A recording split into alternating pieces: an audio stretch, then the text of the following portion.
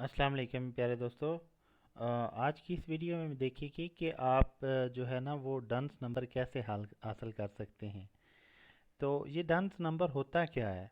Actually ये डंस number जो होता है ये आपकी किसी भी नई कंपनी के साथ आप काम करते हैं, या आपकी क्रेडिट हिस्ट्री या कंपनी की क्रेडिबिलिटी देखने के लिए, या किसी भी गवर्नमेंट या नॉन गवर्नमेंट इदारे में आप जब भी काम करते हैं तो वो जो है ना वो आपकी क्रेडिट हिस्ट्री मांगते हैं, या आपका रिकॉर्ड देखते हैं कि ये इस कंपनी का क्या रिकॉर्ड है। जब आप अमेज़ोन पे जाते हैं तो अमेज़ोन वाले भी आपसे जो है ना वो डंस नंबर मांगते हैं। तो इसके काफ़ी फ़ायदे हैं और ये काफ़ी जगह पर जो है ना वो बिज़नेस के लिए इस्तेमाल होता है। तो ये ब्रॉड एक एक वेबसाइट है ब्रॉड स्ट्रीट के नाम से, तो वो ये असाइन करती है। तो ये थोड़ी सी उसकी मैं डिटेल निकाली है। What is DUNS number?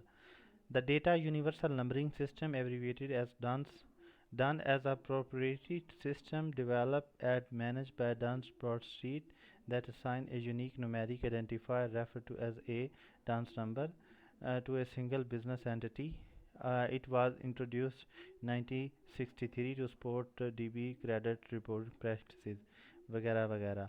तो इस तरह का जो है ना इसका होता है।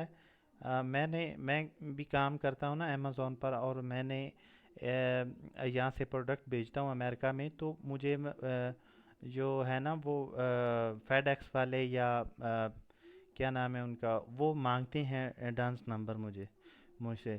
तो उसके बाद इस तरह करके ना इसके फ़ायदे हैं। तो हम देखते हैं कि इसको ना अप्लाई कैसे करना है। तो इस वेबसाइट पर आपने आ जाना है, इस लिंक पर। तो मैं ये लिंक जो है ना आपको दे दूंगा डिस्क्रिप्शन में। अगर ना भी मिला तो ये वेबसाइट है, इस पर आप वैसे भी विज़िट कर सकते हैं।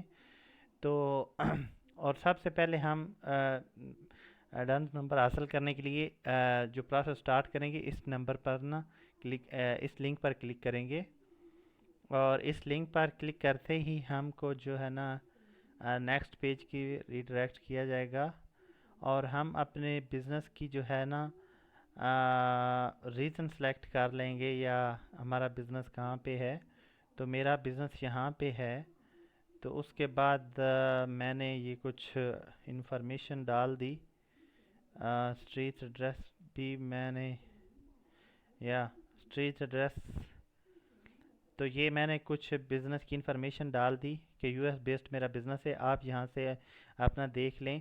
आप अच्छा अपने बिज़नेस के लिए भी ले सकते हैं, या आप किसी कॉन्ट्रैक्ट बेस पे काम करते हैं, या इंडिविजुअली भी ले सकते हैं, और बिज़नेस एज अ बिज़नेस भी ले सकते हैं आप डंस नंबर। और उसके बाद जो है हम इसे देखेंगे। हाँ, तो वो कह रहा है कि नहीं है, तो हम जो है ना गेट न्यू डन नंबर पे क्लिक करते हैं। गेट न्यू डन पे जैसे ही क्लिक किया, और गेट न्यू पे जैसे ही क्लिक किया, और उसके बाद जो फ्री वाला है ना, फ्री मिलता है 48 घंटे के अंदर, वो आपको ईमेल कर देंगे। तो इस पे हम क्लिक करते हैं।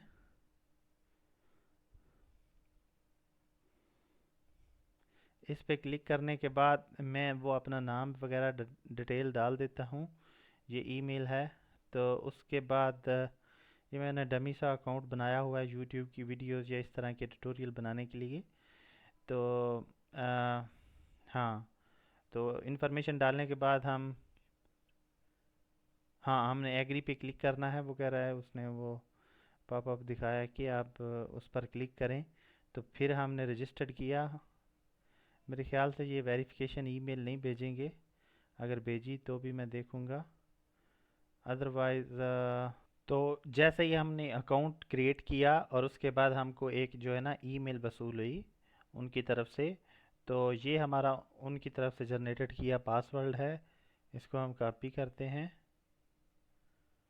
और कॉपी करने के बाद मैंने इस लिंक पर क्लिक किया, तो ये वेबसाइट यहाँ खुल गई। या मैं इसे यहाँ भी पेस्ट कर सकता हूँ। तो जब हम वेबसाइट पर अपना मेरे कुछ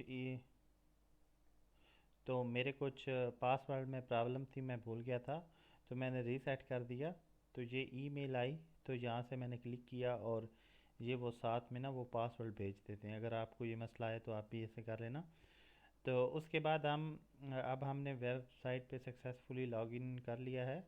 और करने के बाद हम जो है ना अब वो डिटेल डालेंगे कंपनी के रिलेटेड। तो लीगल बिजनेस नेम क्या है हमारा, यही है।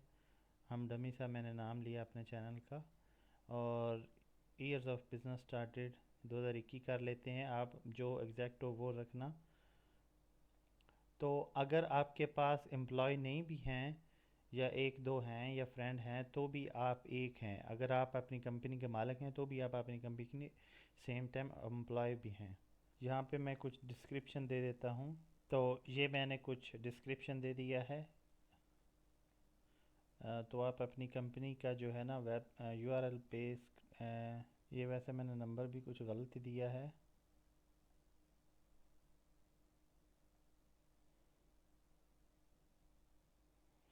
सोल प्रोप्राइटरशिप एलएलसी आपकी होगी, तो या आपकी ये होगी कॉर्पोरेशन एलएलसी या सोल, मोस्ट ऑफ सोल ही होती है, सोल प्रोप्राइटरशिप।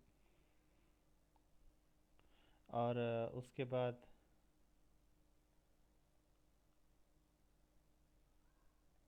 हाँ, आप अपना नाम यहाँ पे दे देना